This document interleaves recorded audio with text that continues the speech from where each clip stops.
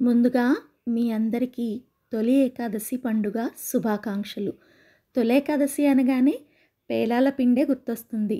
పేలాల పిండిని స్వామివారికి నైవేద్యంగా సమర్పించి ఒక్క స్పూను నోట్లో వేసుకొని నోరు వెంటనే మూసేసేవాళ్ళం చిన్నప్పుడు. ఎందుకంటే పేలాల పిండి బయటికి పోకుతుందని. ఈ విషయం గుర్తొచ్చి నాకు భలే నవ్వొచ్చింది. దీని తయారీకి ఒక కప్పు అంటే 100 గ్రాముల వరకు మొక్కజొన్న గింజలు తీసుకున్నా వీటి ప్లేస్లో జొన్నలైనా తీసుకోవచ్చు.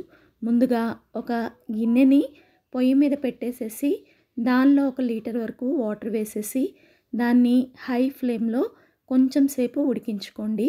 ఇప్పుడు ఆ ఉడుకుతున్న నీళ్ళలో మొక్కజొన్న గింజలు కూడా వేసేసి మంటని హై ఫ్లేమ్లో పెట్టి 4-5 నిమిషాల పాటు ఉడికించుకుంటే ఈ మొక్కజొన్న గింజలు అనేవి రెడీ అయిపోతాయి. వీటిని ఆరపెట్టుకోవాలి కాబట్టి ముందు స్ట్రైనర్లో వేసేసుకోండి. స్ట్రైనర్లో వేయటం వల్ల ఇవి చల్లారుతాయి, అలాగే వాటర్ కూడా చక్కగా దిగిపోతాయి. ఇప్పుడు వీటిని ఆరపెట్టుకోవడానికి ఒక కాటన్ క్లాత్ని తీసుకొని దాని మీద ఈ మొక్కజొన్న గింజల్ని చక్కగా పరుచుకోండి. ఇలా పరుచుకున్న వాటిని 1 గంట పాటు నీడలోనే ఆరపెట్టుకోవాలండి. ఎండలో అస్సలు ఆరపెట్టవద్దు. 1 గంట తర్వాత తడేమీ లేకుండా ఇవి చక్కగా ఆరిపోయినాయి. వీటిని ఇంకా పేలాలుగా తయారు చేసుకోవడమే. ఈ పేలాల తయారీ అనేది చాలా సులువండి. ఒక మందంగా ఉన్న వెడల్పుగా ఉన్న పాత్రని పొయ్యి మీద పెట్టుకోండి.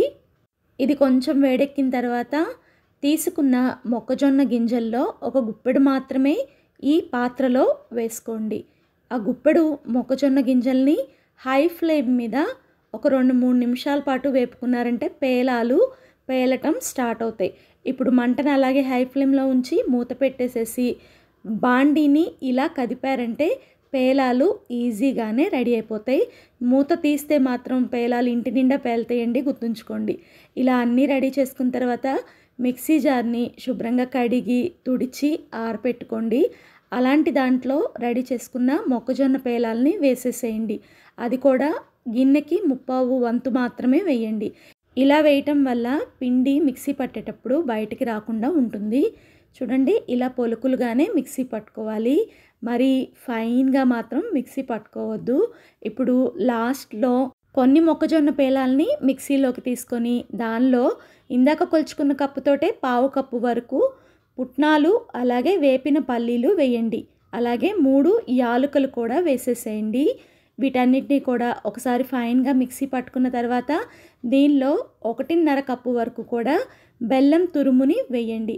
ఇదంతా కూడా మళ్ళీ ఒకసారి ఫైన్గా మిక్సీ పట్టుకొని ఇందాక రెడీ చేసుకున్న పేలాల పిండిలో బెల్లం వేసి తిప్పిన పేలాల పిండిని కూడా వేసేసి అంతా కూడా బాగా కలిసే విధంగా స్పూన్తో మిక్స్ చేసుకోండి. చూడండి, ఇదే తినడానికి చాలా బాగుంటుంది, కానీ ప్రసాదంగా పెట్టడానికి దీనిలో ఒక 4 టేబుల్ స్పూన్ల వరకు నెయ్యిని కూడా వేసేసి ఇదంతా కూడా బాగా కలిసే విధంగా స్పూన్తో కానీ చేత్తో కానీ బాగా మిక్స్ చేసుకోండి. దీన్ని ఎంచక్కా స్వామివారికి నైవేద్యంగా సమర్పించవచ్చు. ఇంకొంచెం నెయ్యి ఎక్కువగా వేసి దీన్ని ఉండలుగా చుట్టి పిల్లలకు కూడా ఇవ్వచ్చు. ఈ పేలాల పిండి అయితే చాలా టేస్టీగా ఉంటుంది. మీరు కూడా ట్రై చేసి మీకు ఎలా వచ్చిందో కామెంట్ చేయండి. వీడియో నచ్చితే లైక్ చేసి మీ ఫ్రెండ్స్కి రిలేటివ్స్కి షేర్ చేయండి. ఫస్ట్ టైం మన వీడియోస్ చూస్తుంటే ఇలాంటి మంచి మంచి వంటల కోసం మన ఛానల్ని సబ్స్క్రైబ్ చేసుకోండి.